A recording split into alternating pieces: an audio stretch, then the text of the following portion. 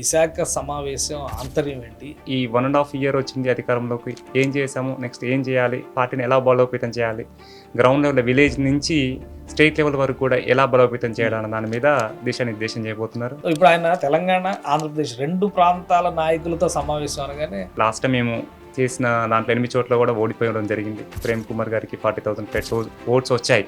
కాకపోతే ఇక్కడ ఏంటి అంటే మేము ఇచ్చింది సీట్లన్నీ కూడా సో తెలంగాణలో జనసేన బలపడడం అంటే అటు బీజేపీ ఇటు టీడీపీ మైత్రి సంబంధాల మీద కూడా ఆధారపడి ఉందా? 3 స్టిక్స్ కలిస్తేనే బలం ఉంటుంది. ఒక స్టిక్ ఉంటే జనసేన స్టాండ్ ఏంటంటే ఏది నలుగురికి మంచి జరిగితే అదే జనసేన స్టాండ్ అండి. 2 తెలుగు రాష్ట్రాల్లో ఉన్న ఏకైక రాజకీయ పార్టీ జనసేన పార్టీ. ఎందుకు అంటే మిగతా పార్టీలలో డబ్బులు పెట్టాలి, సంపాదించుకోవాలి, ఇట్స్ అ బిజినెస్. కానీ రాజకీయంగా ప్రతి ఒక్కరికి ఆపర్చునిటీ కల్పించే పార్టీ జనసేన పార్టీ. ఈ రోజు నన్ను ఇడికి తీసుకొచ్చింది, నియోజకవర్గానికి ఇన్ఛార్జ్ ఇచ్చింది కూడా కళ్యాణ్ గారు. కళ్యాణ్ గారితో మీకు పర్సనల్ గా ఉన్న జర్నీ కానీ పర్సనల్ గా ఉన్న అటాచ్మెంట్ కానీ ఎలాంటిది? ఒక లీడర్ గా ఎదగండి, నాతో పాటు 10 సంవత్సరాలు గట్టిగా ఉండండి, ఖచ్చితంగా నాకన్నా మంచి లీడర్ని తయారు చేస్తా అని చెప్పిన సందర్భాలు చాలా ఉన్నాయి. 10 ఏళ్ళు కష్టపడిన వాళ్ళకి ఎవరికి గౌరవం దక్కలేదు అని జనసేన నాయకులే విమర్శిస్తున్నారు. ఇప్పుడు అధికారంలో రాగానే 1,00,000 మంది సపోర్ట్ చేసేది సార్. ఎగ్జాంపుల్ సార్ అనుకుందాం, 1,00,000 మందికి ఎట్ ఏ టైం ఒకటే సంవత్సరం సనాతన ధర్మం అనే జెండా పట్టుకుని వస్తే బీజేపీని ఎలా అయితే మతతత్వ పార్టీ అంటున్నారు, జనసేన మీద అలాంటి ముద్ర పడదా?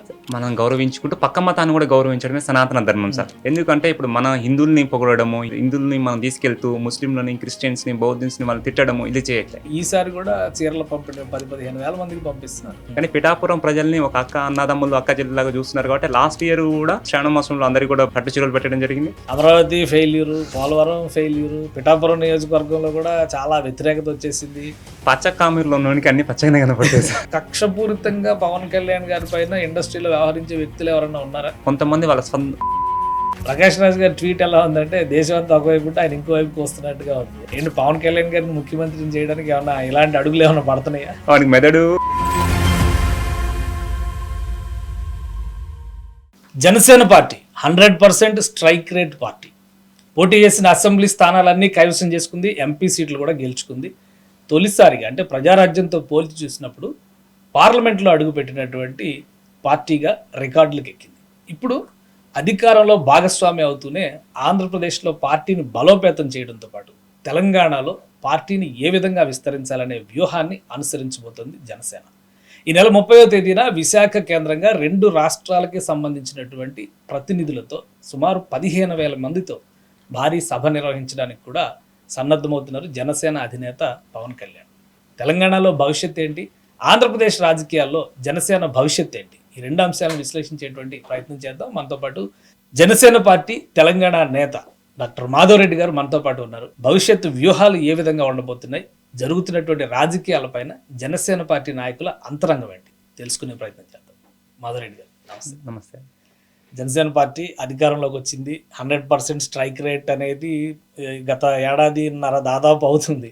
ఈ ఏడాదిన్నర కాలంగా జాతీయ స్థాయిలో చర్చ జరిగింది. పవన్ కళ్యాణ్ గారి స్టామినా కూడా జాతీయ స్థాయిలో ఎమర్జ్ అయింది. ఆయన మహారాష్ట్ర ఎలక్షన్స్ కానీ, ఢిల్లీ ఎలక్షన్స్ కానీ, ప్రధానమంత్రి గారు ఇస్తున్నటువంటి ప్రయారిటీలు కానీ ఇవన్నీ చూస్తే ఒక ప్రత్యేకత కలిగినటువంటి నాయకుడు అనే ఇమేజ్ అయితే తెచ్చుకున్నారు.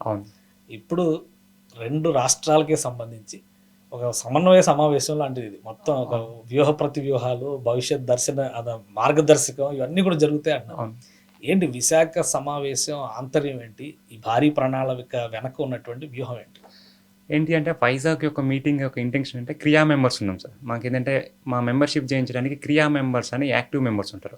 వాళ్ళందరికీ ఒక దిశానిర్దేశం చేయడము, నెక్స్ట్ పార్టీని ఏ విధంగా బలోపేతంగా తీసుకెళ్ళాలి, అండ్ పార్టీలో పబ్లిక్తో ఎలా కనెక్ట్ అవ్వాలన్న దాని మీద ఒక దిశానిర్దేశం చేయడానికి 2 రాష్ట్రాలకు కూడా వైజాగ్లో పెట్టడం జరిగింది. ఆ రోజు నుంచి ఈ 1.5 ఇయర్ వచ్చింది అధికారంలోకి. ఏం చేసాము, నెక్స్ట్ ఏం చేయాలి, పార్టీని ఎలా బలోపేతం చేయాలి, గ్రౌండ్ లెవెల్ విలేజ్ నుంచి స్టేట్ లెవెల్ వరకు కూడా ఎలా బలోపేతం చేయాలన్న దాని మీద దిశానిర్దేశం చేయబోతున్నారు. మీతో పాటు మేము కూడా వెయిట్ చేస్తున్నాం. కళ్యాణ్ గారు ఏం చెప్తారు, ఆ వర్డ్స్ వినాలని కూడా 2 తెలుగు రాష్ట్రాలే కాదు దేశం మొత్తం కూడా ఎదురు చూస్తుంది. కానీ ఏపీలో వెరీ హ్యాపీ, ఎందుకంటే అధికారంలో భాగస్వాములు కాబట్టి. తెలంగాణను అనాథగా వదిలేశారు. అసలు తెలంగాణ పరిస్థితి ఏంటి ఎవరు పట్టించుకోవట్లేదు. లాస్ట్ టైం ఎలక్షన్స్ 2 సార్లు పోటీ చేద్దామని ఆగిపోయారు. చివరికి అసెంబ్లీ ఎలక్షన్స్లో ఒక ప్రయోగం చేశారు, ఆశించినంత ఫలితం లేదు. ఇవన్నీ రకరకాల విమర్శలు వస్తున్నాయి.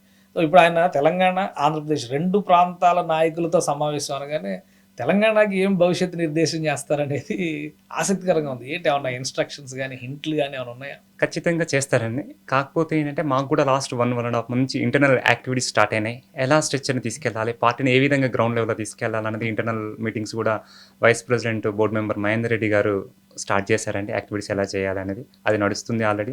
ఎందుకంటే పుట్టంగానే మనం నడవం సార్ ఎవరం కూడా. సో చిన్న చిన్న మెట్లు అడుగులు వేసుకుంటూ నడవాలి. అదే యాక్టివిటీ ఇప్పటి వరకు జరిగింది. లాస్ట్ టైం మేము చేసిన దాంట్లో 8 చోట్ల కూడా ఓడిపోవడం జరిగింది. ప్రేమ్ కుమార్ గారికి 40,000 ప్లేట్స్ ఓట్స్ వచ్చాయి. కాకపోతే ఇక్కడ ఏంటి అంటే మేము ఇచ్చింది సీట్లన్నీ కూడా ఉద్యమ నాయకులకు ఇచ్చాం. ఎవరికి కూడా టికెట్ బిల్డర్స్ కానీ రాజకీయ అనుభవం ఉన్న వాళ్ళకి ఎవరికి అంటే పొలిటికల్ కెపాసిటీ ఉన్నవాళ్ళు, అంటే ఫైనాన్షియల్గా కానీ ఇవన్నీ ఉన్నవాళ్ళు కావాలంటారు. అంటే పార్టీని 10 సంవత్సరాల నుంచి నమ్మి నడిపించిన నాయకులకు ఉస్మానియా లీడర్లకు ఇచ్చింది తప్ప ఎవరికి రికమెండేషన్లతోని వాళ్ళతోని ఇవ్వలేదు. అంటే మా ఇంక ఇంటెన్షన్ అంటే నమ్ముకున్న వాళ్ళని కళ్యాణ్ గారు వదిలిపెట్టరు అని చెప్పడానికి ఆ 8 మందికి టికెట్ ఇచ్చారు. కానీ ఇప్పుడు చర్చ ఏం జరుగుతుందంటే జూబ్లీ హిల్స్లో ఉప ఎన్నిక జరుగుతుంది, జనసేన పార్టీ పోటీ చేస్తుందా లేదా, ఈ చర్చలు జరుగుతున్నాయి. ఎక్కడ ఉప ఎన్నిక వచ్చినా జనసేన పార్టీ వస్తుందా లేదా, ప్లస్ కూటమి సక్సెస్ ఫార్ములా కదా ఆంధ్రప్రదేశ్లో.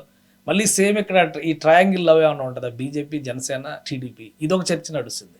సో తెలంగాణలో జనసేన బలపడడం అంటే అటు బీజేపీ ఇటు టీడీపీ మైత్రి సంబంధాల మీద కూడా ఆధారపడి ఉందా? ఖచ్చితంగా ఉంది సార్. ఎందుకు అంటే మేజర్గా ఉండాలి కూడా. ఎందుకంటే ఇప్పుడు ఒక 3 స్టిక్స్ ఉన్నాయి, 3 స్టిక్స్ కలిస్తేనే బలం ఉంటుంది. ఒక స్టిక్ ఉంటే కొంచెం బలం తక్కువ ఉంటుంది. నా ఇంటెన్షన్ అంటే పక్క రాష్ట్రంలో ఈ ఫార్ములా సక్సెస్ అయింది కాబట్టి ఇక్కడ కూడా ఉంటే బాగుంటుందని నా ఒపీనియన్ సార్. అంటే ఒక్కటి ఇప్పుడు తెలంగాణలో మరి సెంటిమెంట్లు అంటారు కదా, తెలంగాణ ఆంధ్ర అనే ఈ విభజన ఇవన్నీ నడవంటున్నారు కదా, అది యాక్సెప్ట్ చేస్తారంటారా? ఎందుకు చేశారు? ఇప్పుడు బీజేపీ ఉంది, రాష్ట్రం మొత్తంలో ఉంది, అన్ని స్టేట్లలో ఉంది. కాంగ్రెస్ ఉంది, అన్ని స్టేట్లలో ఉంది. బీఆర్ఎస్ పార్టీ ఉంది, అన్ని స్టేట్లలో పెట్టాడు, కాకపోతే ఫెయిల్ అయిండు. మరి మార్వాడి గోబ్యాక్ అంటారు, ఆంధ్ర గోబ్యాక్ అయిపోయింది, ఇప్పుడు మార్వాడి గోబ్యాక్ అంటారు తెలంగాణలో. మూర్ఖులు అంటారు సార్. మూర్ఖులు అన్నది ప్రతి ఒక్కదాన్ని మనం తీసుకోవద్దు. వాళ్ళు ఇప్పుడు ఎగ్జాంపుల్ మన ట్రంప్ గారు ఉన్నారు. ట్రంప్ ఈ నిదానం కరెక్ట్ అయితే మార్వాడి నిదానం కూడా కరెక్టే. అది రాంగ్ అయితే ఇది రాంగ్. సో ప్రతి ఒక్కరు ఇలా మాట్లాడుతుంటారు. మీరు ఇంతకుముందు చూసుకుంటే ఆంధ్ర గో బ్యాక్ అని అంటే సరే వాళ్ళు మన మీద తెలంగాణ మీద ఆధిపత్యం సాధిస్తున్నారు దాని మీద అని చెప్పి మనం ఏదో ఒక ఉద్యమం కావాలి, మన రాష్ట్రం కావాలి అని చెప్పి చేసాం. కానీ ఇక్కడ హైదరాబాద్ అంటే మినీ ఇండియా, అన్ని కులాలు అన్ని మతాల వాళ్ళు అందరం కూడా ఉంటాం. ఏ గల్లీకి పోయినా కూడా మనకు అన్ని మతాల వాళ్ళు అన్ని కులాల వాళ్ళు. ఇప్పుడు నేను ఉండే కమ్యూనిటీలో కూడా కేరళన్స్ ఉన్నారు, తమిళియన్స్ ఉన్నారు, కర్ణాటక అందరూ ఉన్నాం. So like India mini India అలా అందరం కలిసి ఉన్నాం తప్ప వాళ్ళని గో బ్యాక్ అంటారు. ఈ రోజు మార్వాడి గో బ్యాక్ అంటారు, రేపు పంజాబీ అంటారు, రేపు మరాఠీ అంటారు, రేపు వచ్చేసరికి కర్ణాటక అంటారు. ఇలా అనుకుంటూ పోతే తెలంగాణ మిగిలేది ఏముండదు, తెలంగాణ డెవలప్ అయితే ఏముండదు. హైదరాబాద్ డెవలప్ అవ్వాలి, హైదరాబాద్ బాగుండాలంటే అన్ని మతాల వాళ్ళు ఉన్నాము, అందరం కలిసి ఉండాలి, కలిసి డెవలప్ చేసుకోవాలి. కానీ ప్రతి ఒక్కరిని గో బ్యాక్ అంటే మిగిలేదు బుడితే తప్ప ఏముండదు. మీ individual stand, Janasena party stand కూడా ఇదే ఉంటుందా? అంటే జనసేన స్టాండ్ ఏంటంటే ఏది నలుగురికి మంచి జరిగితే అదే జనసేన స్టాండ్ అండి. ఇది వ్యక్తిగతంగా అయితే నా ఒపీనియన్ పార్టీ కూడా మంచి జరిగే దాని మీదనే స్టాండ్ తీసుకుంటుంది. అంటే ఇక్కడ బలపడుతుంది. ఇప్పుడు అరెస్టులు దాకా వెళ్ళింది ఉస్మానియా యూనివర్సిటీ విద్యార్థులు. ఇప్పుడు ఎవరైతే తెలంగాణ నినాదం చేస్తూ జనంలోకి వెళ్ళారో అక్కడి నుంచే కదా మొదలైంది. సేమ్ ఇప్పుడు మళ్ళీ ఆ ఉస్మానియా యూనివర్సిటీ విద్యార్థులే మార్వాడి గోబ్యాక్ అంటున్నారు. మా వ్యాపారాలు తీసుకుంటున్నారు, మా ప్రాంతాల్లో మీ దుకాణాలు వెలుస్తున్నాయి, ఇదొక వ్యూహాత్మకంగా ఈ ఆధిపత్యం పెరుగుతుంది, ఇది వదిలేస్తే కనుక రేపు భవిష్యత్తులో తెలంగాణ వాళ్ళకి అసలు ఏమి ఉండదు అంటున్నారు కదా. నేనేమంటే వాళ్ళు దొంగతనంగా వ్యాపారాలు చేయట్లేదు, ఓపెన్గా మార్కెట్లో పెట్టి చేస్తున్నారు. దాని వాళ్ళ దొంగతనంగానో లేకపోతే ఇల్లీగల్ యాక్టివిటీస్, ఇల్లీగల్ బిజినెస్ చేస్తే మనం వాళ్ళని అనాలి మా దగ్గర ఎందుకు చేస్తున్నామని. వాళ్ళు ఓపెన్గా వచ్చి వాళ్ళ స్టైల్లో వాళ్ళు చేసుకుంటున్నారు. వాళ్ళ స్టైల్ అనేది డిఫరెంట్. ఎక్కువ అవర్స్ ఓపెన్ చేస్తారు, ఎక్కువ క్వాలిటీ పెట్టుకుంటారు, లైక్ XYZ రీజన్స్ ఏదైనా స్ట్రాటజీ వాడతారు. కానీ వాళ్ళు మన దగ్గర చేస్తారు అన్నదాన్ని నేనైతే యాక్సెప్ట్ చేయనండి. సో వాళ్ళని స్వాగతించాలి. వాళ్ళే కాదు, రేపు కనడియన్స్, తమిళ్స్, మలయన్స్ ఎవరు వచ్చినా కూడా మనకు ఆప్షన్ ఉంది. రాజ్యాంగం మనకు కల్పించింది, స్వేచ్ఛ ఇచ్చింది. ఆ రాజ్యాంగాన్ని గౌరవించాలన్నది నా ఇంటెన్షన్. రైట్. ఇంకా ఇప్పుడు తెలంగాణలో పార్టీని బలోపేతం చేయడం అంటే హైదరాబాద్ మీద మాత్రమే ఫోకస్ పెట్టడమా, లేదంటే రాష్ట్ర వ్యాప్తంగా జనసేన పార్టీ హవా లేదా జనసేన పార్టీ ప్రణాళిక ఉంటుందా? అంటే తెలంగాణ అంటేనే మొత్తం అన్న హైదరాబాద్ కాదు సార్, మొత్తం ఉంది. తెలంగాణ మీద ఖచ్చితంగా సార్ కాన్సన్ట్రేషన్ చేస్తారు. ఖచ్చితంగా ఏంటంటే సార్కి తెలంగాణ అనేది పుట్టినిల్లు లాంటిది, మరో జన్మనిచ్చిన ఇల్లు ఇది తెలంగాణ. సార్ చాలా సందర్భాల్లో కూడా మన ఆవిర్భావ సభ రోజు కూడా తెలంగాణ గురించి ప్రత్యేకంగా ఒక 10 నుంచి 15 నిమిషాలు మాట్లాడారు. తెలంగాణ గురించి ఎప్పుడు కూడా సార్ పక్కకు పెట్టలేదండి. తెలంగాణలో కూడా 2 తెలుగు రాష్ట్రాల్లో జనసేన లేకపోతే రాజకీయాలు లేవండి. అండ్ లాస్ట్ టైం కూడా నేను చాలా ఇంటర్వ్యూలు చెప్పాను, 2 తెలుగు రాష్ట్రాల్లో ఉన్న ఏకైక రాజకీయ పార్టీ జనసేన పార్టీ. ఎందుకు అంటే మిగతా పార్టీలలో డబ్బులు పెట్టాలి, సంపాదించుకోవాలి, ఇట్స్ అ బిజినెస్. కానీ రాజకీయంగా ప్రతి ఒక్కరికి ఆపర్చునిటీ కల్పించే పార్టీ జనసేన పార్టీ. ఈ రోజు నన్ను వీడికి తీసుకొచ్చింది, నియోజకవర్గానికి ఇన్ఛార్జ్ ఇచ్చింది కూడా కళ్యాణ్ గారు. కాబట్టి ఇలా కొత్త లీడర్లను తయారు చేసే ఇంటెన్షన్ ఉన్న పార్టీ కళ్యాణ్ గారిది అండ్ జనసేన పార్టీది అండి. కానీ వేరే పార్టీలు ఎవరు ఇయ్యరు. ఒక నియోజకవర్గం ఇన్ఛార్జి కావాలంటే లక్షల కోట్లు పెట్టాలి. దానికి కాంపిటీషను, పోటీ, రికమెండేషన్లు ఇవన్నీ ఉంటాయి. అలా లేకుండా విద్యావంతులకు మంచి ఎడ్యుకేటర్స్కి తీసుకొచ్చి రాజకీయ నాయకులను తయారు చేసే వ్యక్తి మా అధినేత పవన్ కళ్యాణ్ గారు. కానీ అంటే ఇప్పుడు అలా చేస్తే గెలవట్లేదు. డబ్బు, ధనం, రాజకీయ చిత్రత ఇవన్నీ ఉండాలి, సామాజిక సమీకరణాలు, వీటిని కూడా ప్లాన్ చేసే కెపాసిటీ ఉన్న నాయకులే గెలుస్తారు అని చెప్పని కరెక్ట్. జనసేన వ్యూహం ఇక్కడ ఫలిస్తుంది అంటారా? ఖచ్చితంగా ఫలిస్తుందండి. ఎందుకంటే మా అధినేత పవన్ కళ్యాణ్ గారు వచ్చినప్పుడు క్లియర్గా చెప్పారు, నేను ఈ రోజు ముఖ్యమంత్రి అవ్వడానికో మిమ్మల్ని అందరినీ కూడా రాజకీయంగా డెవలప్ చేయడానికో రాలేదు, 25 సంవత్సరాల భవిష్యత్తు కోసం వచ్చినానని చెప్పారు. ఖచ్చితంగా 25 సంవత్సరాలలో సార్ పార్టీ పెట్టినప్పుడు 18 సంవత్సరాల ఓటరు, 25 సంవత్సరాల భవిష్యత్తు కలుసుకుంటే 40-45 సంవత్సరాల పైకి ఏజ్ వాళ్ళు వస్తాడు. ఖచ్చితంగా అది చేయగలుగుతాడు అనేది సార్ యొక్క స్ట్రాంగ్ ఇది ఉంది, దృఢమైన సంకల్పం సార్ది. మేము కూడా అదే వేలో వెళ్తున్నాం. మేమందరం కూడా, నేను ఒక మెడికల్ ప్రొఫెషన్లో ఉండి, బిజినెస్లో ఉండి ఈడికి వచ్చి ఎందుకు వచ్చా అంటే సార్ యొక్క ఐడియాలజీ, పార్టీ సిద్ధాంతాలు నచ్చి వచ్చా. ఇప్పుడు అందరం కూడా ఏంటంటే జనాలు చాలామంది మెడికల్ ప్రొఫెషన్స్, మెడికల్ అనే మంచి ఇన్కమ్ ఉంది ఎందుకు రావడం అనుకుంటారు. కానీ దానికన్నా కూడా నేను సార్తో జర్నీ చేయడం నాకు చాలా హ్యాపీనెస్ తీసుకొచ్చిన మూమెంట్ చాలా ఉన్నాయి. తెలంగాణలో చేసిన కొద్ది పనులు కూడా, సార్ చేసిన యాక్టివిటీస్, సార్ యొక్క డిసిషన్స్, పార్టీ యొక్క స్టాండ్స్ బలంగా నచ్చి, సరే మనం కూడా చేయకపోతే ఎట్లా. ఇప్పుడు చాలామంది మంత్రులు సిగ్నేచర్ పెట్టలేనంత మంత్రులు 5వ తరగతి 6వ తరగతి ఫెయిల్ అయిన వాళ్ళు మంత్రులుగా ఉన్నారు. వాళ్ళు చేయలేని మంత్రులు అయినప్పుడు మనం ఎందుకు ఎడ్యుకేటర్స్ కాకూడదు? వాళ్ళు చాలా కరప్షన్ చేస్తున్నారు. వాళ్ళ కరప్షన్ కన్నా కూడా మనం వెళ్తే మనం ఎంతో కొంత మంచి చేయగలుగుతాము పబ్లిక్కి. అట్లీస్ట్ పైనుంచి వచ్చే 1000 రూపాయల బడ్జెట్ని 1000 రూపాయల పబ్లిక్కి ఉపయోగపడితే ఖచ్చితంగా మనం సింగపూర్, లండన్ లాంటి దేశాలను మించిన ఆదాయం ఇక్కడ చేయొచ్చు, అన్ని వనరులను సమకూర్చవచ్చు నా ఇంటెన్షన్. దాంట్లో భాగంగానే మేము ఎడ్యుకేటర్స్ అందరూ కూడా రాజకీయాలకు రావాలన్నది. అంటే కళ్యాణ్ గారితో మీకు పర్సనల్గా ఉన్న జర్నీ కానీ, పర్సనల్గా ఉన్న అటాచ్మెంట్ కానీ ఎలాంటిది? ఎందుకంటే తెలంగాణలో అతి తక్కువ మంది లీడర్స్తోనే ఆ సాన్నిహిత్యం ఉందని అనుకుంటారు. సో మీకు ఎలాంటి సాన్నిహిత్యం? నాకు సార్తో 1-to-1 మీటింగ్ జరిగేటప్పుడు, సార్తో మాట్లాడేటప్పుడు, మా అధినేత కాబట్టి చాలా సందర్భాల్లో సార్ని కలుస్తుంటాము, మాట్లాడుతుంటాము, దిశానిర్దేశం చేస్తున్నప్పుడు ఒకటే చెప్పారు, అన్న సార్ ఏంటి మా భవిష్యత్తు ఎలా ఉందంటే, మీరు ఒక లీడర్షిప్గా మీరు ఎదగండి, ఒక లీడర్షిప్ కావాలి, నేను ఎమ్మెల్యే కావాలనో ఎంపీ కావాలనో అని మాత్రం కాకుండా పబ్లిక్కి ఏ విధంగా సేవ చేయగలుగుతామో, పబ్లిక్ సమస్యలు ఎలా తీర్చగలుగుతున్నామో, పబ్లిక్ ఎలా ఉన్నామో ఒక లీడర్గా ఎదగండి, నాతో పాటు 10 సంవత్సరాలు గట్టిగా ఉండండి, ఖచ్చితంగా నాకన్నా మంచి లీడర్ని తయారు చేస్తా అని చెప్పిన సందర్భాలు చాలా ఉన్నాయి. సో మేము అదే సిద్ధాంతాన్ని నమ్ముకున్నాం. దాంతోపాటు మహేందర్ రెడ్డి గారు కూడా చాలాసార్లు చెప్తారు, ఒక లీడర్షిప్గా మనం ఎదగాలి, మనం ఏదో షార్ట్కట్లో ఇది వెళ్ళడం కాదు, మనం గ్రౌండ్ లెవెల్ నుంచి రావాలన్నదే మా ఇంటెన్షన్. కానీ ఎక్కడ ఇప్పుడు మీరు కొన్ని ఇన్సిడెంట్స్ చెప్తా. నేను ఆంధ్రప్రదేశ్లో గవర్నమెంట్లోకి వచ్చారు, అధికారంలో ఉన్నారు. ఈ 10 ఏళ్ళు కష్టపడిన వాళ్ళకి ఎవరికి గౌరవం దక్కలేదు అని జనసేన నాయకులే విమర్శిస్తున్నారు. లేదు సార్, 100% గౌరవం దక్కింది. ఎవరు అంటే ఎగ్జాంపుల్ మీరు చూసుకుంటే ఎవరిని చూసుకున్నా సార్, ఇప్పుడున్న చైర్మన్లు కానీ, ఎమ్మెల్సీ గారు కానీ, అందరూ కూడా, రియాజ్ అన్న కానీ అందరికీ కూడా గౌరవం దక్కింది. సార్తో ఉన్న ప్రతి ఒక్కరికి, సార్ యొక్క రాజకీయ ప్రధాన కార్యదర్శి గారు కానీ అందరికి కూడా సార్ ఏంటంటే మనకు ఉన్న తక్కువ ఆప్షన్ సార్, ఉన్న దాంట్లో అకామిడేట్ చేసుకుంటూ వస్తున్నారు. ఫస్ట్ ఒక లేయర్, నెక్స్ట్ ఇంకో లేయర్, నెక్స్ట్ లేయర్. ఇప్పుడు అధికారంలో రాగానే 1,00,000 మంది సపోర్ట్ చేసేది సార్. ఎగ్జాంపుల్ సార్ అనుకుందాం, 1,00,000 మందికి ఎట్ ఏ టైం ఒకటే సంవత్సరంలో అకామిడేట్ చేయడం ఇంపాసిబుల్ సార్. ఇప్పుడు ఒక 22 మంది ఎమ్మెల్యేలు, 2 ఎంపీలు, చైర్మన్లు ఇలా చూసుకుంటే ఒక 100 మందికి అకామిడేట్ అయ్యారు. నెక్స్ట్ టర్మ్ లో ఇంకో 100 మంది, నెక్స్ట్ టర్మ్ లో ఇంకో 100 మంది, ఇలా ఎక్స్పాండ్ ఓపిక, సహనం ఉండాలంటారు. రాజకీయాలు అంటే అది సార్ కంపల్సరీ ఉండాలి. అంటే ఇది బిజినెస్ కాదు కదా సార్, ఒక నలుగురికి సేవ చేసే అధికారం, అదృష్టం మనకి ఇస్తున్నారు. కానీ జనసేన పార్టీని పూర్తిగా నియంత్రణలోకి తీసుకుని తెలుగుదేశం పార్టీ తన ఆధిపత్యాన్ని కూటమి ప్రభుత్వంలో, ఎందుకంటే పెద్ద పార్టీ, 40 ఏళ్ల పార్టీ కాబట్టి ఆధిపత్యాన్ని చూపిస్తుంది అనేది ఒక విమర్శ. రెండోది ఏంటంటే నిన్నటికి మొన్న జరిగింది శ్రీశైలం దగ్గర ఇన్సిడెంట్. ఎమ్మెల్యే ఓవర్ యాక్షన్ చేశారు అని మీడియా అన్నింటిలో వచ్చింది. ఫైనల్గా కేసు ఏమో A1 అని చెప్పి జనసేన నేత ఆయన అనిల్ రౌత్నే, ఆయన పేరు ఏదో ఉంది, ఆయన మీద పెట్టారు. అక్కడ A1 ఆయన, A2 ఎమ్మెల్యే అయ్యాడు. ఇది ఇంటెన్షనల్గా జరుగుతుంది ఇదంతా అని చెప్పని విపక్షం వైసీపీ వాళ్ళు చాలా స్ట్రాంగ్గా ప్రమోట్ చేస్తున్నారు. జనసేనకి టీడీపీకి మధ్య ఎక్కడ గ్యాప్ దొరుకుతుందా అని చూస్తున్నట్టుగా ఉంది. వాళ్ళ ఇంటెన్షన్ అది కావచ్చు, కానీ జరుగుతున్నాయి చూస్తుంటే ప్రజల్లో కూడా అరే నిజమే కదా, ఎమ్మెల్యే హడావుడి చేస్తే ఈయన మీద కేసు పెట్టారేంటి అని అనుమానం వస్తుంది. ఏంటి అసలు ఏం జరిగింది ఆ ఇన్సిడెంట్కి సంబంధించి?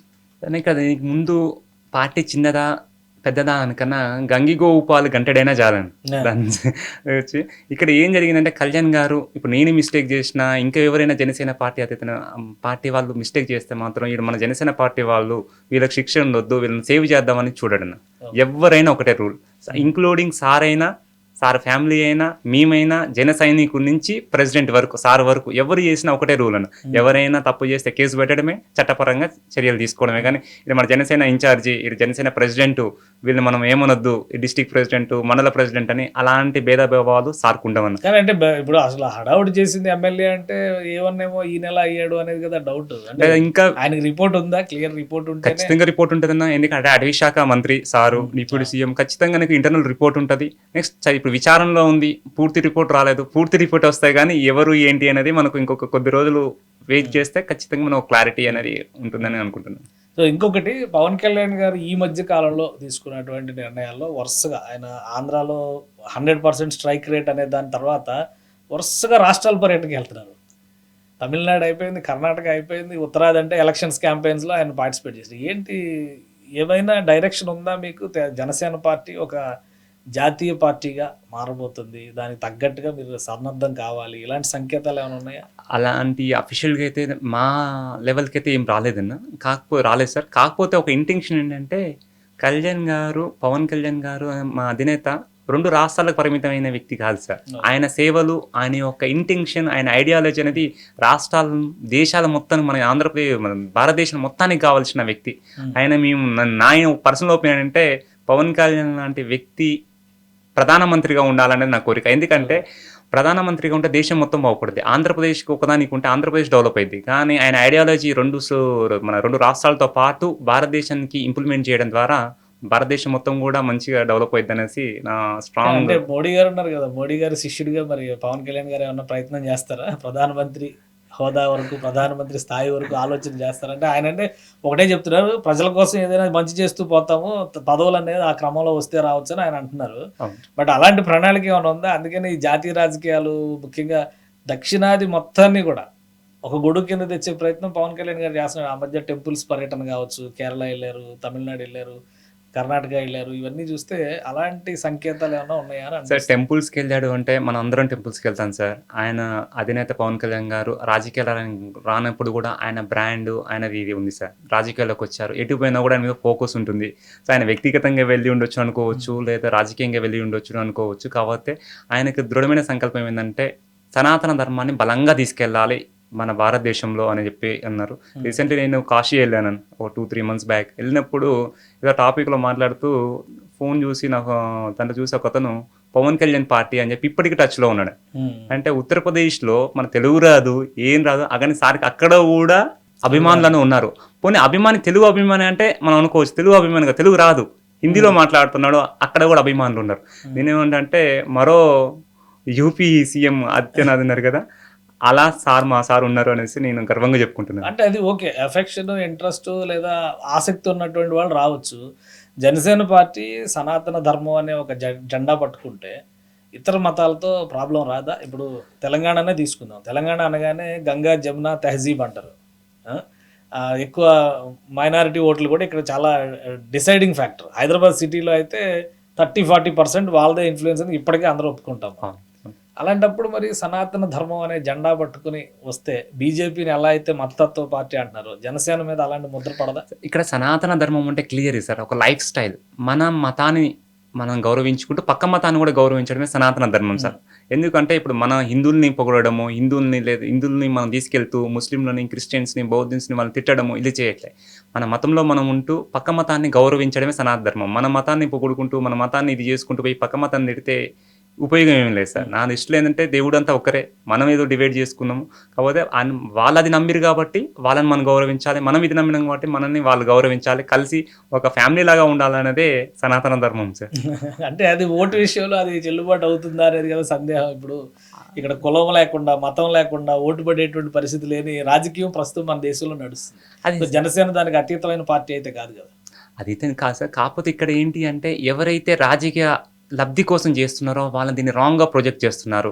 సో నేనేమంటున్నానంటే ఈ మీడియా ద్వారా మీ దగ్గర నుంచి ఏమడుగుతున్నాను సార్, ఎడ్యుకేటెడ్ అందరూ కూడా సనాతన ధర్మం కళ్యాణ్ గారు ఏ స్టాండ్ తీసుకున్నారు అనేది మనం అవేర్నెస్ చేయాల్సిన బాధ్యత ప్రతి ఒక్క ఎడ్యుకేటర్స్కి ఉంది సార్. ఆయన ఏమంటున్నారు, అన్ని మతాలను గౌరవిద్దాం, పక్క మతంను కూడా మనం గౌరవిద్దాం అని క్లియర్గా చాలా ఓపెన్ స్టేట్మెంట్లో తిరుపతిలో చెప్పారు.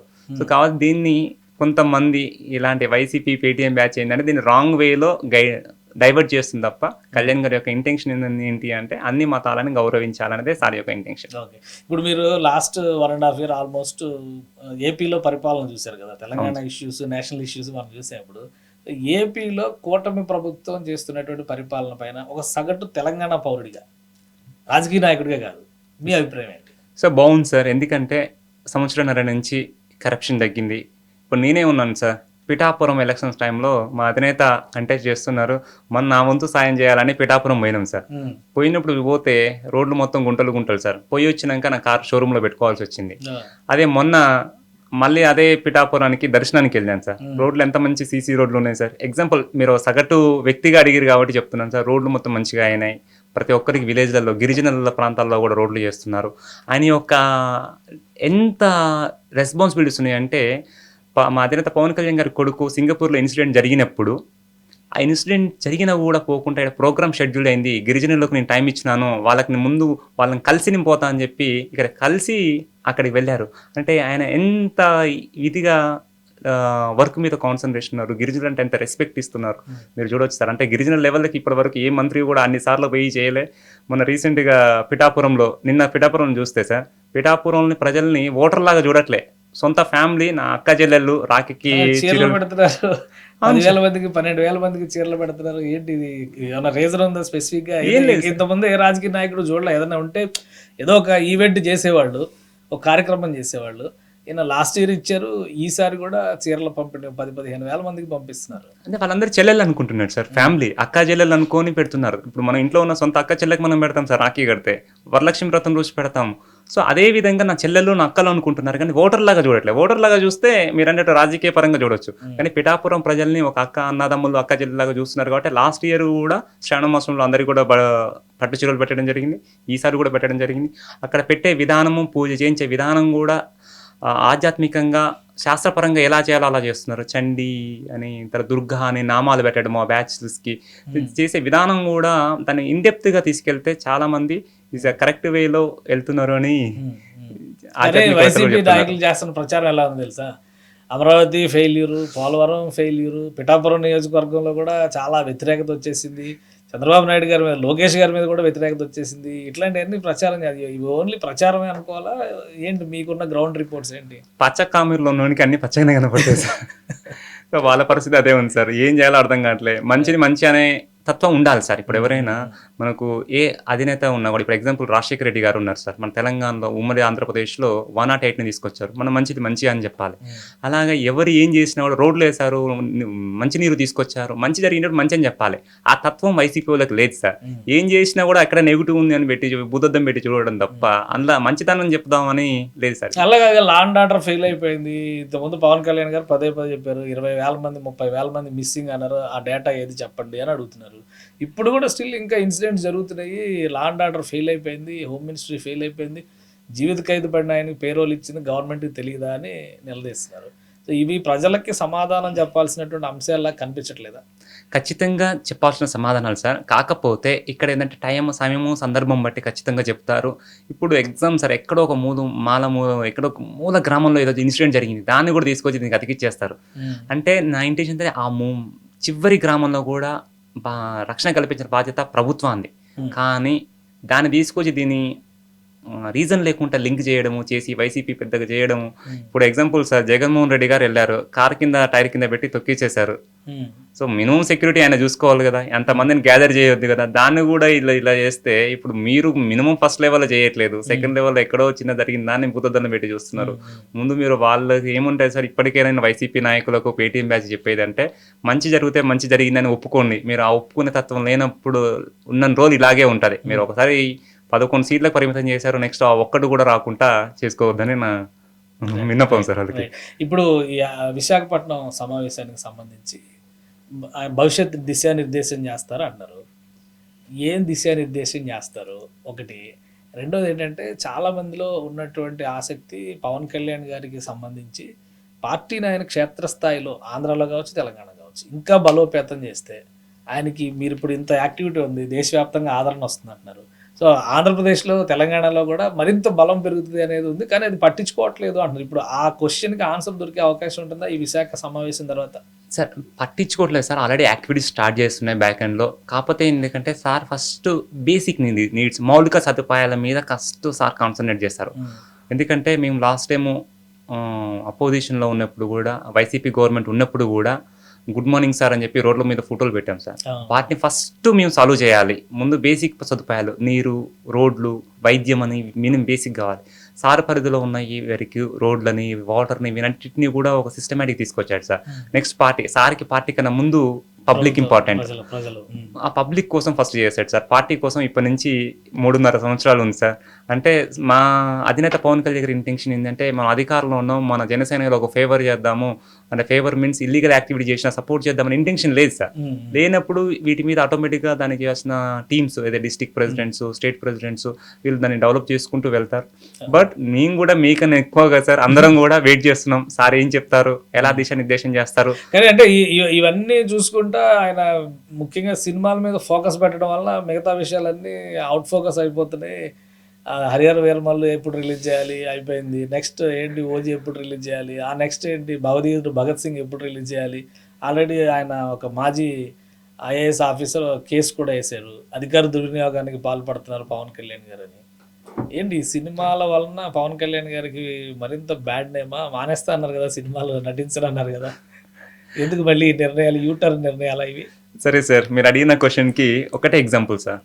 నిన్న ఒక థర్డ్ పార్టీ ఆర్గనైజేషన్, ఒక ప్రైవేట్ ఎన్జిఓ ఏం చేసింది, ఏ ముఖ్యమంత్రికి ఎన్ని ఆస్తులు ఉన్నాయని బయట పెట్టారు. సరే, ఏమి చేయకుండా ముఖ్యమంత్రిగా ఉంటే ముఖ్యమంత్రి శాలరీ 2 నుంచి 3 లక్షల శాలరీ. ఈ 3 లక్షల శాలరీస్తోని ఈ ముఖ్యమంత్రులు అంతా కూడా 1000 కోట్లు ఎలా సంపాదించేస్తారు. సో ఏంటంటే వాళ్ళు ఇల్లీగల్ బిజినెస్లు చేసి ఇన్ని ఇల్లీగల్ యాక్టివిటీస్ చేస్తే ప్రాబ్లం లేదు. కానీ మా అధినేత ఓపెన్గా ఆయన 2 గంటల సమయం, 7 గంటల నుంచి 9 గంటల వరకు ఉదయము ఆయన సమయంలో 2 గంటలు ఆఫీస్ దగ్గరలో షూటింగ్ పెట్టుకొని అక్కడ షూటింగ్ చేసుకొని అందులో వచ్చిన అమౌంట్ని పార్టీ ఖర్చు పెడుతున్నాడు. పార్టీ ఖర్చు పెట్టడం కాదు సార్, చాలా మందికి డొనేట్ చేస్తున్నాడు. మన పిఠాపురంలో ఎలక్ట్రీషియన్స్ కానీ ఇట్లా చూసుకుంటే ప్రతి చోట కూడా ఆయన సొంత మనీ డొనేట్ చేస్తుంది. ఆయన సొంత మనీ డొనేట్ చేయాలంటే ఆయనకు సోర్స్ ఆఫ్ ఇన్కమ్ కావాలి, అదొక్కటే సార్. ఆయనకు వైన్ షాపులు లేవు, బార్ షాపులు లేవు, ఇంకా దందాలు ఏం లేవు, బెదిరించడాలు లేవు, వైసీపీలో గుండాయిజం లేదు, ఇవన్నీ చేయలేదు. ఇవన్నీ చేస్తే వైసీపీ వాళ్ళు మెచ్చుకునేవాళ్ళు, అరే బాగా చేస్తున్నారు అని ఏమన్నా వాళ్ళు. ఇది చేయట్లే కాబట్టి వాళ్ళకి ఇది ఇబ్బంది అవుతుంది సార్. కానీ అంటే సినిమాల వలన షెడ్యూల్ ఏం డిస్టర్బ్ అవ్వట్లేదు, ప్రజాసేవకు ఇబ్బంది కలగడం లాంటివి ఏమీ కనిపించట్లేదు. అధికార దుర్వినియోగం అనేది ఒకటి పాయింట్. ఇప్పుడు కేసు వేసారు, దాన్ని స్క్రూటినీ చేద్దాం అంటే కోర్టు విచారణకు అయితే తీసుకుంది, ముందు రిపోర్ట్స్ వచ్చిన తర్వాత మాట్లాడదాం అంది. అసలు అధికార దుర్వినియోగం అనేటువంటి కోణం ఉందా పవన్ కళ్యాణ్ గారు సినిమాల షూటింగ్లకు కానీ, సినిమాల రిలీజ్కి సంబంధించి కానీ, ప్రమోషన్స్కి సంబంధించి కానీ ఆ కోణం ఉందా? అసలు అధికార దుర్వినియోగం ఏం లేదు సార్. ఆయన కళ్యాణ్ గారు కూడా వ్యక్తి, ఆయన కూడా పర్సనల్ లైఫ్, ఫ్యామిలీ, ప్రొఫెషను, దాంతోపాటు ఇది సార్. కానీ ఇవన్నీ వదిలేసి ఫ్యామిలీ, ప్రొఫెషన్ అన్ని వదిలేసి అంటే కాదు సార్. ఈయన ఓపెన్గా కనపడుతుంది, సినిమా కాబట్టి కనపడుతుంది సార్. ఒక ఇండస్ట్రీ ఉంది, ఇండస్ట్రీ కూడా ఇప్పుడు ఉన్న వేరే XYZ వేరే రాష్ట్రాల్లో ముఖ్యమంత్రులు వాళ్ళకి ఇండస్ట్రీస్, బిజినెస్ ఉంటాయి, వాటి కూడా వాళ్ళు టైం ఇస్తారు, అది బయటికి కనపడట్లే. ఈయనకి బయటికి సినిమా కాబట్టి బయటికి కనపడుతుంది. నేనంటే ఇలాంటి ముఖ్యం డిప్యూటీ సీఎం దొరకడం అదృష్టం సార్.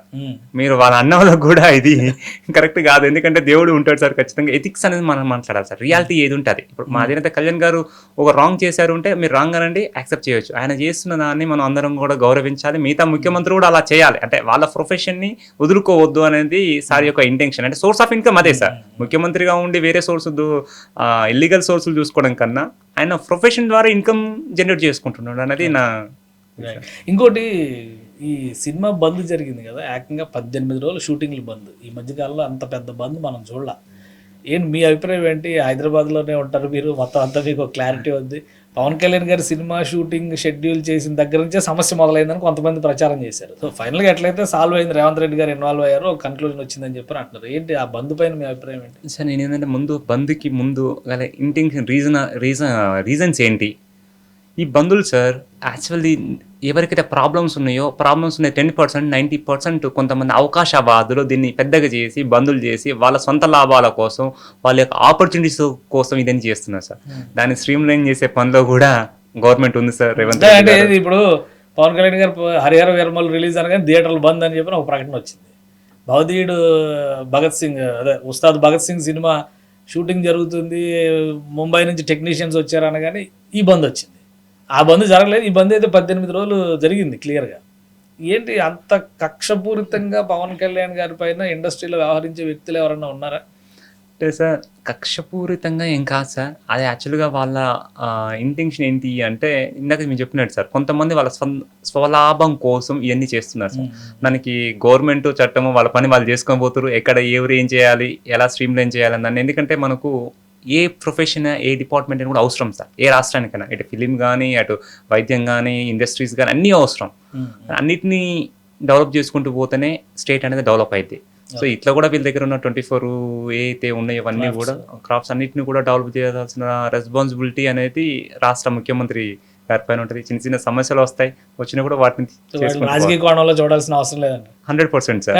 ఒక ఆసక్తికరమైన ట్వీట్ ప్రకాష్ రాజ్ గారు చేశారు. ఇప్పుడు దేశవ్యాప్తంగా చర్చ జరుగుతుంది, ప్రధానమంత్రి పొజిషన్లో ఉన్నాయి కానీ ఏదైనా నేరారోపణతో 30 రోజులు జైల్లో ఉంటే రాజీనామా చేయాల్సిందే అని ఒక చట్టం చేస్తున్నారు, దాని మీద ఇష్యూ జరుగుతుంది. ప్రకాష్ రాజ్ గారి ట్వీట్ ఎలా ఉందంటే దేశం అంతా ఒకవైపు ఉంటే ఆయన ఇంకోవైపుకి వస్తున్నట్టుగా ఉంది. ఆయన మిత్రుడు, ఆయనకు అనుకూలమైనటువంటి ముఖ్యమంత్రిని చేసే వ్యూహంలో ఇది భాగమా, జస్ట్ ఆస్కింగ్ అంటున్నాడు. ఏంటి పవన్ కళ్యాణ్ గారిని ముఖ్యమంత్రిని చేయడానికి ఏమన్నా ఇలాంటి అడుగులు ఏమైనా పడుతున్నాయా? వాడి ఉందా సార్, వాడంతా వాడికి మెదడు ముఖాల్లో ఉంటుంది సార్. జస్ట్ ఆస్కింగ్ అంటాడు. నీకు ఆయనకి డైరెక్ట్ క్వశ్చన్ అడిగే ధైర్యమే నీకు లేదు. నువ్వు డైరెక్ట్ క్వశ్చన్ వచ్చాడు అడిగిన తర్వాత మేము దానికి ఆన్సర్ చేస్తాను సార్. ఏది అడిగినా కూడా లాస్ట్ టైం కూడా కళ్యాణ్ గారి విషయంలో చాలాసార్లు ఇన్వాల్వ్ అయ్యి ఆయన స్థాయి మించి మాట్లాడింది సార్. ఎందుకంటే అడిగే ముందు నీకు అడిగే ధైర్యం లేకనే జస్ట్ ఆస్కింగ్ అంటుంది. డైరెక్ట్ అడుగుతున్నాను అడుగు, అప్పుడు నీకు ఆ ధైర్యం ఉందో తెలుస్తుంది. ఎందుకు దొంగదారిగా రావడం, ఎందుకు డైరెక్ట్ ఎందుకు అంత గ్యాప్ ఏం వచ్చింది? ఇప్పుడు ప్రకాష్ రాజ్ మా అసోసియేషన్ ప్రెసిడెంట్ గా పోటీ చేస్తే మెగా ఫ్యామిలీ మద్దతు ఇచ్చింది. అవును, అంటే కళ్యాణ్ గారు కూడా మద్దతు ఇచ్చినట్టే. అవును. ఈయన మాత్రం రాజకీయంగా విభేదిస్తున్నాడా, లేదంటే వ్యక్తిగతంగా ఇంకేదన్నా కారణాలు ఉన్నాయి? ఎందుకు ప్రతి పాయింట్ ఈ మధ్య కాలంలో అయితే వరుస పెట్టి కళ్యాణ్ గారిని టార్గెట్ చేస్తున్నారు, ఆయన ఏం చేసినా టార్గెట్ చేస్తారు? ప్రకాష్ రాజ్ గారి యొక్క బుద్ధి ఏంటి అంటే సార్, తిన్న ఇంటి వాసాలు లెక్క పెట్టే ఒక బుద్ధి ప్రకాష్ రాజ్ గారిది. అలాంటి వాళ్ళ వ్యక్తి గురించి మనం ఎంత తక్కువ మాట్లాడితే మంచిది సార్. ఎందుకంటే తిన్న ఇంటి వాసాలను లెక్క పెట్టింది అంటే వాళ్ళ యొక్క క్యారెక్టర్, వాళ్ళ యొక్క మనస్తత్వం, వాళ్ళ యొక్క బిహేవియర్ ఏంటి అని చెప్పి రేపటి రోజున ఇప్పుడు ఈ రోజు వీళ్ళ గురించి మాట్లాడారు సార్, రేపు ఇంకో రోజు ఇంకో వాళ్ళ గురించి అలాగే మాట్లాడతారు. సో నేనంటే అలాంటి వాళ్ళ గురించి అసలు మాట్లాడడం కూడా అనవసరం. Okay, right. అయితే మీరు ఫైనల్గా మనం ఈ విశాఖ దాంతోనే కంక్లూడ్ చేద్దాం. 12 కమిటీలు నియమిస్తున్నాం అని చెప్పని అనౌన్స్ చేశారు. ఏంటి ఎలాంటి బాధ్యతలు అప్పగించారు? తెలంగాణ వాళ్ళకి ఏ బాధ్యతలు అప్పగించారు? అక్కడ ఉన్న వాళ్ళకి ఏ బాధ్యతలు అప్పగించారు? దాని ఫైనల్ టార్గెట్ ఏంటి? మళ్ళీ క్రియాశీల సభ్యత్వాలు ఏదో మొదలు పెడతారు, ఎన్రోల్మెంట్ అని చెప్పని అంటున్నారు. వాటిపైన ఏమన్నా క్లారిటీ ఇస్తారా? ఏం లేదు సార్, అక్కడ ఉన్న కమిటీస్ అన్నింటిలోనూ కూడా అందరి ఎమ్మెల్యేలను, ఎంపీలను, స్థానిక లీడర్లను అందరినీ కూడా ఇన్వాల్వ్ చేశారు సార్ అక్కడ. ఎందుకంటే మేము తెలంగాణ నుంచి వెళ్తాము, అటు వెళ్తే కర్నూలు నుంచి, బార్డర్స్ చిత్తూరు నుంచి, వైజాగ్ అందరం వెళ్తాం. అక్కడ accommodation, food, transport, parking, health అన్ని వింగ్స్ని అన్ని కోణాల్లో చూసి ఒక కమిటీస్ అనేది వేయడం జరిగింది సార్. ఏంటి అంటే ఖచ్చితంగా మెంబర్షిప్ అనేది డ్రైవ్ స్టార్ట్ అయ్యేది ఉంది సార్. మేబీ 1 month అనేది మేబీ పార్టీ అధిష్టానాన్ని అనౌన్స్ చేస్తారు సార్. మెంబర్షిప్ తర్వాతకి పార్టీ అనేది డెవలప్మెంట్ అనేది వెళ్తుంది. గ్రౌండ్ లెవెల్లో గ్రామ స్థాయి నుంచి రాష్ట్ర స్థాయి వరకు మొత్తం కూడా బలోపేతం అవుతుంది. పార్టీ యొక్క కార్యకర్తలను, యాక్టివ్ లీడర్స్ అందరం కూడా బలోపేతం చేయడమే కళ్యాణ్ గారి యొక్క ఇంటెన్షన్ అనేది. అంటే ఇప్పుడున్న మెంబర్షిప్ సరిపోవట్లేదు. ఇప్పుడు ఎంత ఆల్మోస్ట్ 12 లక్షల దాకా, 12,60,000 ఎంత లెక్క చెప్తున్నారు. ఇంకా పెరుగుతుంది ఈ నంబర్. ఈ నెంబర్ మేము దాదాపు 30 లక్షలు కావాలని నేను అనుకుంటున్నాను సార్. కావాలని కూడా పార్టీ కూడా అయితే, ఎందుకంటే ఎంత మెంబర్షిప్ పెరిగితే పార్టీకి అదే బ్యాక్ బోన్ సార్. ఏ పార్టీకి, ఏ రాజకీయ పార్టీకి కూడా బ్యాక్ బోను మెంబర్షిప్పే. ఇంకోటి మా దగ్గర ఏంటి అంటే సార్, కళ్యాణ్ గారు ఈ మెంబర్స్ని ఒక ఫ్యామిలీ మెంబర్స్ లాగా చూస్తారు సార్. ఎందుకంటే చాలా సందర్భాల్లో కూడా చాలా సార్లు మీరు చూసారు సార్, చనిపోతే 5 లక్షల రూపాయలు ఇన్సూరెన్స్లు అమౌంట్ ఇవ్వడము చాలా సందర్భాలు మనం రీసెంట్గా చూస్తే దాదాపు 100 ఫ్యామిలీలకు పైగా ఇచ్చారు సార్. అలాంటి సిస్టమ్ని పొలిటికల్గా చేంజ్ చేసింది. ఇంతకుముందు మీ జనసేన పార్టీ ఈ సిస్టమ్ పెట్టాకనే మిగతా XYZ పార్టీలు పెట్టాయి సార్. అది ఇంట్రడ్యూస్ చేసిందే జనసేన పార్టీ, పవన్ కళ్యాణ్ గారు. ఓకే, అంటే ఇప్పుడు మీరు బయట ఆయన కౌలు రైతులకి పంచాయతీలకి అన్నిటికీ ఇస్తున్నారు డొనేషన్స్. ఓవైపు ఆదాయం సినిమాలు తప్పితే ఏమీ లేదంటున్నారు, లక్షల కోట్లు డొనేషన్స్ ఇస్తున్నారు. ఎట్లా ఈ ఫైనాన్షియల్ మేనేజ్మెంట్ ఎట్లా సాధ్యం అవుతుంది సార్? మీకు అందరికీ తెలుసు, ఓపెన్గా మచిలీపట్నం సభలో క్లియర్గా చెప్పారు సార్. ఏం చెప్పారు? నా రెమ్యునరేషన్ ప్రతిరోజు 2 కోట్లు తీసుకుంటానని సారే ఓపెన్గా అందరి ముందు స్టేట్మెంట్ ఇచ్చారు సార్. ఆయన సినిమాల నుంచి వచ్చే అమౌంటే వీళ్ళకి పెడుతున్నాడు. ఆయన సేవింగ్స్ మీరు చాలా సందర్భాల్లో చూసారు సార్. ఆయన ఆస్తులు అమ్మిన రోజులు కూడా ఉన్నాయి. ఆయన సార్ యొక్క అఫిడవిట్ చూడండి, దాంట్లో ఎంత అప్పులు ఉన్నాయి, ఎంత ఆస్తులు ఉన్నాయి, క్లియర్గా ఇచ్చారు. అలాంటి వ్యక్తి గురించి మాట్లాడడం నా ఇంటెన్షన్, పర్సనల్ ఇంటెన్షన్ సార్. అలాంటి వ్యక్తి మనకు 2 తెలుగు రాష్ట్రాలు దొరకడం అదృష్టం సార్. ఇంకోటి ఏంటంటే ఆయన పార్టీలో నేను చేయడం అయితే నేనైతే చాలా అదృష్టంగా ఫీల్ అవుతున్నాను sir. Right. Thank you Madhava Reddy గారు విశ్లేషణ అందించినందుకు. ఇది పవన్ కళ్యాణ్ జనసేన పార్టీని క్షేత్రస్థాయి నుంచి బలోపేతం చేయడానికి కావాల్సినటువంటి ఒక సమగ్ర ప్రణాళికను సిద్ధం చేసుకున్నారు. ఇందులో భాగంగానే క్రియాశీల సభ్యత్వాలు పెద్ద ఎత్తున చేపట్టే అవకాశం ఉంటుందని మాధవరెడ్డి గారు చెప్తున్నారు. ఇక పవన్ కళ్యాణ్ విమర్శించే వాళ్ళు కేవలం వాళ్ళ వ్యక్తిగత అవసరాల కోసం వ్యక్తిగత విమర్శలు చేసేటువంటి వాళ్ళు మాత్రమే. ప్రజల కోసం నిలబడే ఏకైక వ్యక్తి, భవిష్యత్తులో ప్రధాని స్థాయికి ఎదగగలిగినటువంటి వ్యక్తి పవన్ కళ్యాణ్ అంటున్నారు మాధవరెడ్డి గారు. ఇది స్పెషల్ డిస్కషన్. Keep watching.